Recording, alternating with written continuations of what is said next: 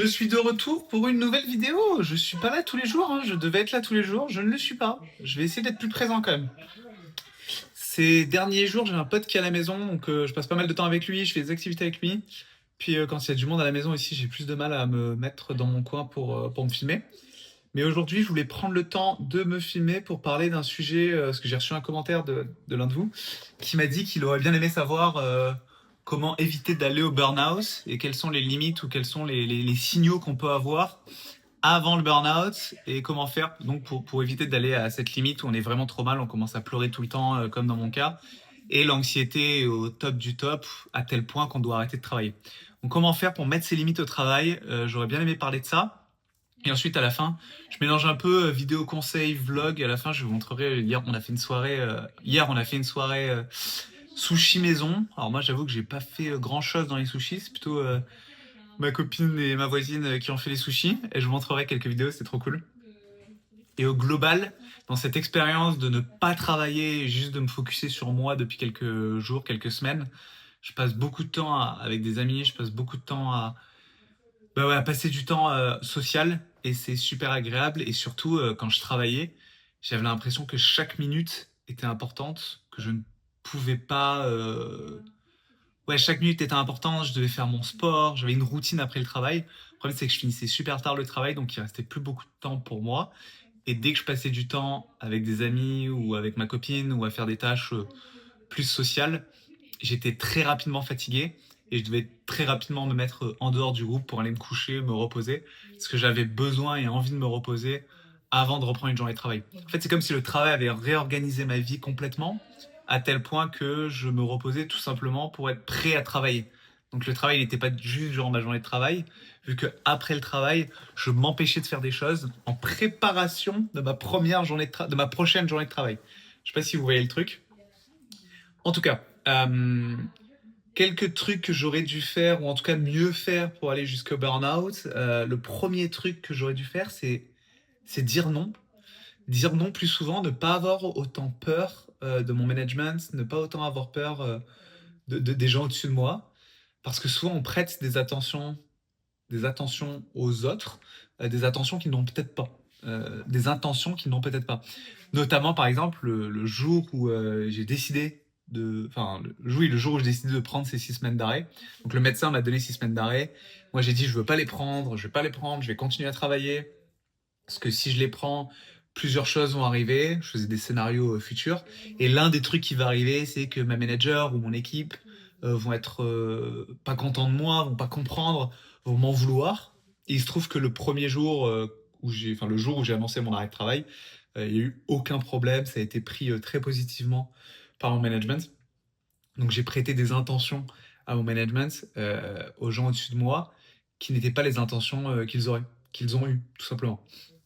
Donc il faut plus souvent dire non, il faut plus souvent s'affirmer quand on estime qu'on n'a pas le temps de faire quelque chose, quand on estime qu'on n'est pas bien, qu'on a trop de travail. Il faut le dire. Il faut le dire. Je sais qu'au travail, on n'aime pas se plaindre si on n'a pas de solution. On dit toujours, si tu te plains de quelque chose, il faut que tu arrives avec une solution.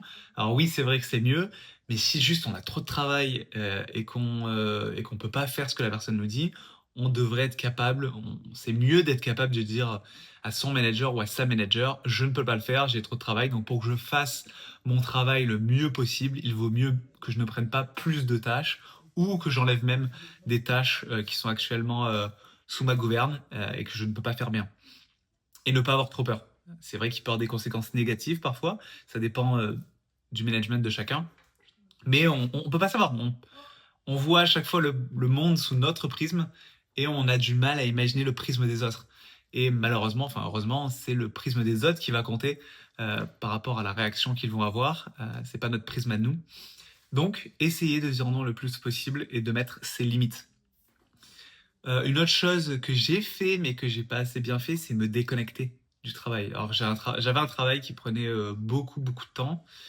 J'ai aidé des restaurateurs qui travaillaient toute la journée, tout le temps, toute la soirée, tout le week-end.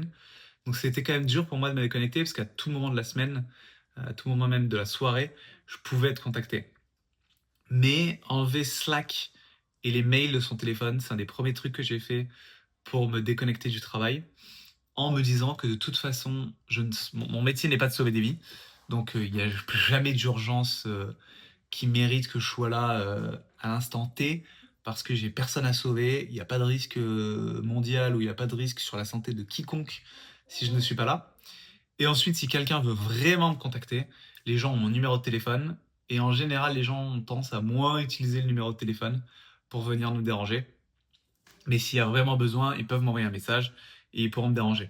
Donc enlever Slack, enlever Teams ou toutes les applis de messagerie là sur le téléphone pour avoir des moments vraiment où on se déconnecte complètement du travail et on n'est pas dedans. Ça, je le faisais, je l'ai fait. Malheureusement, le problème, c'est que j'avais tendance à ouvrir mon ordinateur assez régulièrement. Ça, c'est un des problèmes parce que j'ai fait 5 ans de télétravail au total. J'avais pas de bureau pendant 5 ans. Donc mon bureau, c'était chez moi. Et j'avais beaucoup de mal à dissocier ma vie de travail de ma vie pas de travail. Et en vrai, quand j'allais au bureau, là j'ai commencé à aller au bureau ces quelques derniers mois, parce qu'on a réouvert des bureaux, ça m'aidait à séparer vie perso de travail. À tel point que là, quand je partais en de travail, j'ai vidé mon bureau, j'ai complètement changé la disposition du bureau parce que je pouvais plus entrer dans cette salle. Ça me donnait des sueurs froides à l'idée de voir mon bureau de travail dans mon chez-moi. Donc complètement dissocier sa vie de travail avec sa vie pas de travail, sa vie perso, ça peut aider. Troisième truc que j'aurais pu faire, euh, compliqué, hein, bah, un truc qui est compliqué, mais c'est si le travail qu'on fait s'écarte beaucoup trop de nos valeurs, on risque de se prendre un mur. L'argent, c'est bien, mais l'argent, ce n'est pas une motivation intrinsèque. Donc, l'argent ne va pas créer des regains de motivation assez forts pour éviter le burn-out. Donc, essayer de trouver un job, ou en tout cas essayer de trouver des missions qui se rapprochent de nos valeurs. Donc, si le job actuel qu'on fait s'éloigne de plus en plus de nos valeurs, bah, ma recommandation, c'est d'aller chercher un job qui se rapproche plus de nos valeurs. C'est plus facile à dire qu'à faire, parce que souvent aussi, ces jobs qui sont loin de nos valeurs, c'est souvent des jobs pas très excitants, ou des jobs dans la tech, ou des jobs dans des industries pas très sexy en termes de valeurs, et c'est des jobs par contre qui ramènent beaucoup d'argent. Et moi, j'ai eu beaucoup de difficultés à sortir de ces salaires-là. Mais idéalement, dans le meilleur des mondes, j'aurais dû faire attention un peu plus à mes valeurs et à faire de plus en plus attention à la dissonance qui est en train d'être créée entre mes valeurs et les valeurs de l'entreprise, mes valeurs et les produits que je vendais, et la finalité de mon job. Parce que cet écart qui s'est creusé a créé un trou tellement béant que je suis tombé en plein dedans et j'ai beaucoup de mal à me relever de ce trou-là. Est-ce que j'ai d'autres choses? J'avais pris des notes. À chaque fois, je fais pas de montage, donc vous voyez, regardez mes notes. Euh,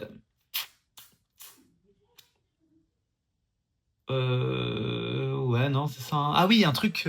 Ça, c'est un truc vraiment de manager. Ou si c'est pas, même pour les personnes qui sont pas managers, qui travaillent toutes seules, enfin qui ont pas de gens à gérer, c'est déléguer plus souvent.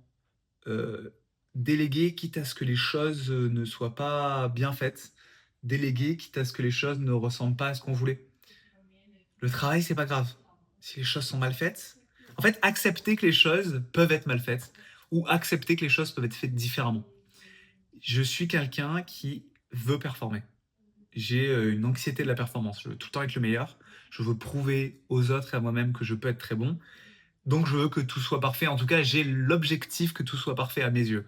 Et donc, quand on a cette anxiété-là, on a du mal à déléguer. Ou quand on délègue, on garde encore beaucoup de contrôle. J'étais pas micromanager, enfin je pouvais l'être avec certaines personnes, mais globalement je ne l'étais pas. Mais je voulais savoir, dès que je rencontrais les gens dans mon équipe en one-on-one, je voulais voir tous les indicateurs de performance, je voulais savoir où ça en était. Je pouvais pas juste laisser les choses aller. Donc ça, je recommande de laisser les choses aller et de voir comment ça se passe. Ça, j'ai commencé à le faire à la fin et ça fait pas si mal que ça. Quand on laisse quelque chose couler, que c'est pas forcément parfait, ben, on se rend compte que c'est suffisant et qu'en vrai, ça marche.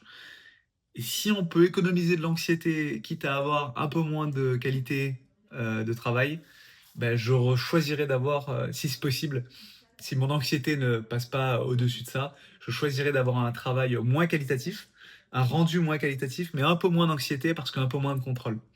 Et laisser les gens aussi faire comme ils veulent. Laisser les gens se tromper, si vous managez des gens. Laisser les gens se prendre des portes tout seuls.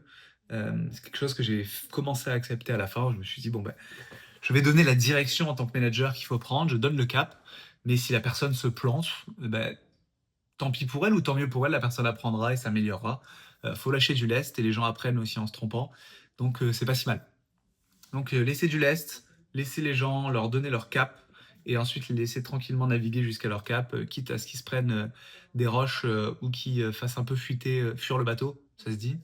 Bon, vous comprenez. Quitte à ce qu'il y ait des obstacles et des problèmes sur le chemin, c'est en se trompant qu'on apprend beaucoup dans les différentes tâches qu'on fait dans la vie. Donc laissez un peu plus les autres faire. Et quand on est contributeur individuel, quand on n'est pas manager, trouvez des moyens de donner nos tâches à d'autres personnes dans l'organisation. On n'est pas responsable de tout, on n'est pas responsable de toutes les tâches et on a souvent des gens qui peuvent nous aider, en tout cas dans les grandes organisations, qui peuvent nous aider à faire le travail qu'on fait. Donc voilà, je pense que c'est les choses que j'avais en tête pour aujourd'hui. Je vais essayer de faire plus de vidéos, de revenir un peu plus devant la caméra parce que ça me plaît. Ça me plaît tout simplement. Si vous avez des sujets, des choses que vous serez curieux de savoir, n'hésitez pas à me le dire en commentaire et je pourrai en parler. Globalement, c'était beaucoup plus dur ces dernières semaines. J'ai du mal à me relever. En plus, je compte beaucoup les jours jusqu'à mon retour au travail. Je vois que ça se rapproche et j'ai une grosse anxiété à l'idée de retourner au travail. Donc, l'anxiété remonte, je le sens au niveau de mon torse. Le sommeil devient un peu plus important. J'ai dormi 10h30 cette nuit, 10h la nuit d'avant. Je dors beaucoup, j'ai du mal à me réveiller le matin. J'ai pas trop la motivation.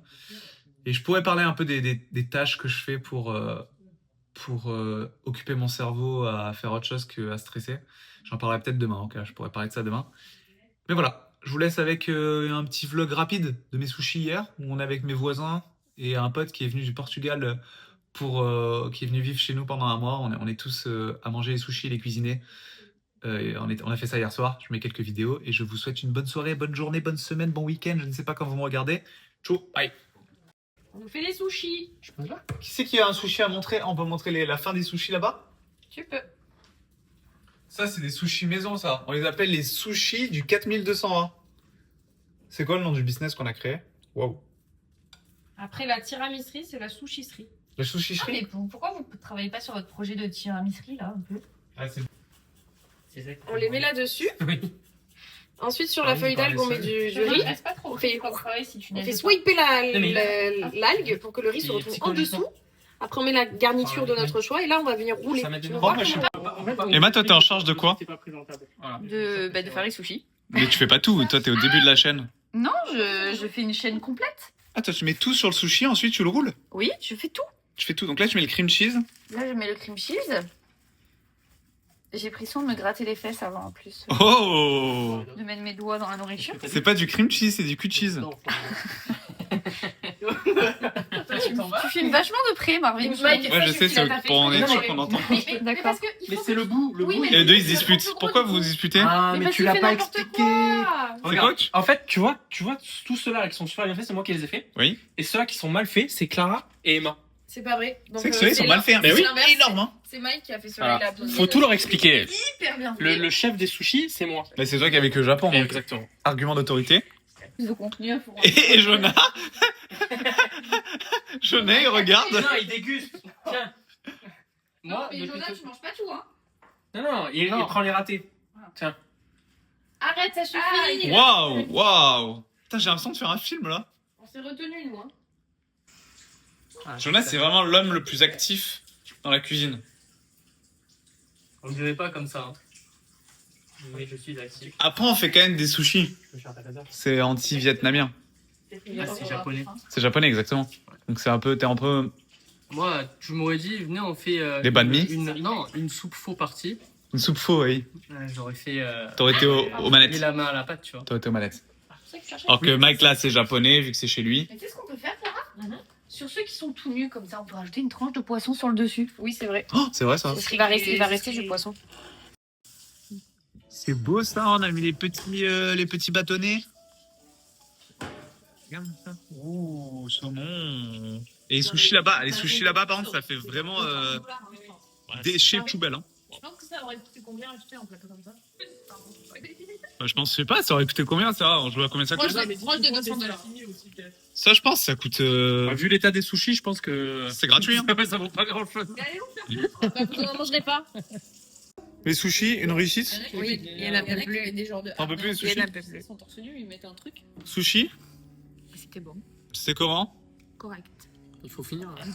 Non, mais on donne un avis clair et net. C'est clair, C'était bon, mais excellent. on n'en refera pas demain. Pourquoi? C'était fatigant. C'est fatigant à faire et ça vaut pas le coup, quoi. Jonah? En fait, je sais pas, il y a un Je trouvais truc ça qui fait bon. que ça manque Moi de j'adore fraîcheur. ça là, les Peut-être pas petits assez- sashimi. Pas assez croquant, pas assez... Ah, c'est pas ça, c'est simple à faire, ça. Ouais, mais c'est bon, crémeux, c'est ouais. meilleur. Surtout Trop que le crémeux. fond était gras. Mais bon, Trop ça aurait pu crémeux. être pire, ça aurait pu être trop sec. C'est vrai. Est-ce qu'il vaut mieux trop crémeux ou trop sec? Trop crémeux. Ouais. Je pense qu'il faut les mettre au frais, moins de cream cheese et un truc plus croquant. Faut mettre des oignons croustillants à l'intérieur. Des cacahuètes.